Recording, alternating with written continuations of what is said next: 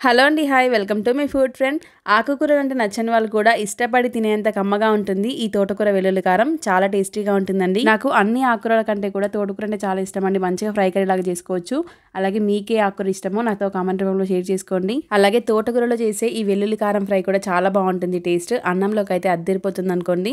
మరి ఇంకా లేట్ చేయకుండా ఈ తోటకూర వెల్లుల్లి కారం ఎలా ప్రిపేర్ చేయాలో చూసేద్దాం పదండి. ఫస్ట్ అయితే ఒక చిన్న మిక్సీ జార్ తీసుకొని ఇందులోకి పొట్టు వెలిచి పెట్టుకున్న 15 వరకు వెల్లుల్లి రెబ్బల్ని వేసుకోండి. అలాగే ఒక 2 టీ స్పూన్ల వరకు కారాన్ని వేసుకోండి. అలాగే మీ రుచికి తగినంత ఉప్పును కూడా వేసుకోవాలండి. ఉప్పు కారం అనేది పూర్తిగా మీ టేస్ట్కి తగినట్లుగా వేసుకోండి. అలాగే మిక్సీ పట్టేటప్పుడు కూడా ఒకే విధంగా పట్టకుండా మధ్య మధ్యలో ఆపుతూ పట్టడం వల్ల కొద్దిగా కోర్స్గా ఇలా బ్లెండ్ అవుతుంది. నెక్స్ట్ ఇంకా స్టవ్ మీద ప్యాన్ తీసుకొని అందులోకి 3 టీ స్పూన్ల వరకు ఆయిల్ని వేసుకోండి. ఐరన్ కానీ అల్యూమినియం కడాయి ఉంటే కర్రీ టేస్ట్ ఇంకా బాగుంటుందండి. నాన్ స్టిక్లో చేసిన దానికంటే కూడా. ఆయిల్ వేడెక్కిన తర్వాత ఒక టీ స్పూన్ వరకు పోపు దినుసులను యాడ్ చేసుకొని ఇందులోకి కొద్దిగంత కరివేపాకు అలాగే పచ్చిమిర్చిని కూడా యాడ్ చేసుకోవాలి. ఇలా కరివేపాకు పచ్చిమిర్చి బాగా వేగిన తర్వాత ఇందులోకి సన్నగా కట్ చేసి పెట్టుకున్న 2 మీడియం సైజులో ఉన్న ఆనియన్ ముక్కల్ని వేసుకోవాలండి. ఈ కర్రీ కోసం ఆనియన్స్ కొద్దిగా ఎక్కువ ఉంటేనే టేస్ట్ బాగుంటుంది. ఆనియన్స్ని ఒక 3-4 నిమిషాల పాటు బాగా ఫ్రై చేసుకోవాలి. ఈ ఆనియన్స్ కొద్దిగా వేగిన తర్వాత ఇందులోకి ముందుగా శుభ్రంగా కడిగి పెట్టుకున్న తోటకూరను యాడ్ చేసుకోవాలి. తోటకూర ఫ్రై కోసం బాగా ముదిరింది కాకుండా కొద్దిగా లేతగా ఉన్నదైతే బాగుంటుందండి. ఆకులు పెద్ద సైజులో ఉంటే ఇలా తుంచుకొని వేసుకోండి. కానీ కర్రీ అయితే నార్మల్గా లేతగా ఉన్నదైతే టేస్ట్ ఇంకా బాగుంటుంది. ఇలా శుభ్రంగా 2-3 సార్లు కడిగి పెట్టుకున్న తోటకూరని మనం ముందుగా ఫ్రై చేసి పెట్టుకున్న ఆనియన్స్లోకి యాడ్ చేసుకోవాలండి. ఆనియన్స్ కూడా ఈ విధంగా కొద్దిగా బ్రౌన్ కలర్ వచ్చేంత వరకు బాగా ఫ్రై చేసుకోవాలి. అలాగే ఆనియన్స్ కొద్దిగా వేగిన తర్వాత 1/2 టీ స్పూన్ వరకు పసుపును కూడా వేసుకోవాలండి. అలాగే ఇందులో అల్లం వెల్లుల్లి పేస్ట్ వేయాల్సిన అవసరం లేదు. ఆల్రెడీ ఇది వెల్లుల్లి కారంతో చేస్తున్నాం కాబట్టి అల్లం వెల్లుల్లి పేస్ట్ అవసరం లేదండి.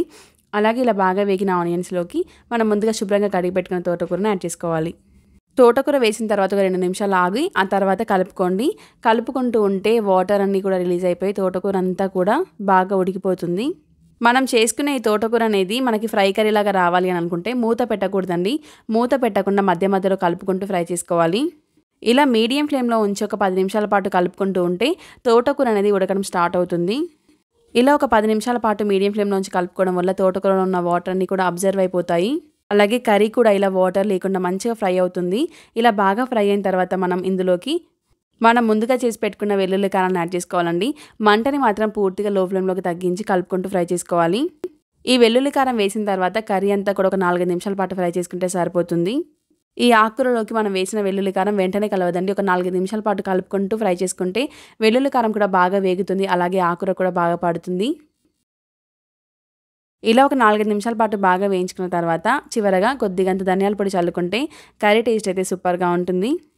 ఇంతే అండి, ఈజీ తోటకూర వెల్లుల్లి కారం రెసిపీ. చాలా టేస్టీగా ఉంటుంది. తప్పకుండా అందరూ ట్రై చేయాలి. ఆకుకూరలో అంటే నచ్చని వాళ్ళకైతే ఈ విధంగా చేసి పెట్టండి, ఇష్టపడి తినేస్తారు. మరి మీరు ఇంతవరకు ఈ రెసిపీ ట్రై చేయకపోతే మాత్రం ఖచ్చితంగా ఒకసారి ట్రై చేయండి. టేస్ట్ అయితే చాలా బాగుంటుంది. మరి ఈ వీడియో కనుక మీకు నచ్చినట్లయితే please do like, share and subscribe to my food friend. ఇలాంటి మంచి మంచి యమ్మీ అండ్ టేస్టీ వంటలతో రోజు మీ ముందుకు వస్తాను. అప్పటి వరకు keep watching my food friend. Thank you for watching.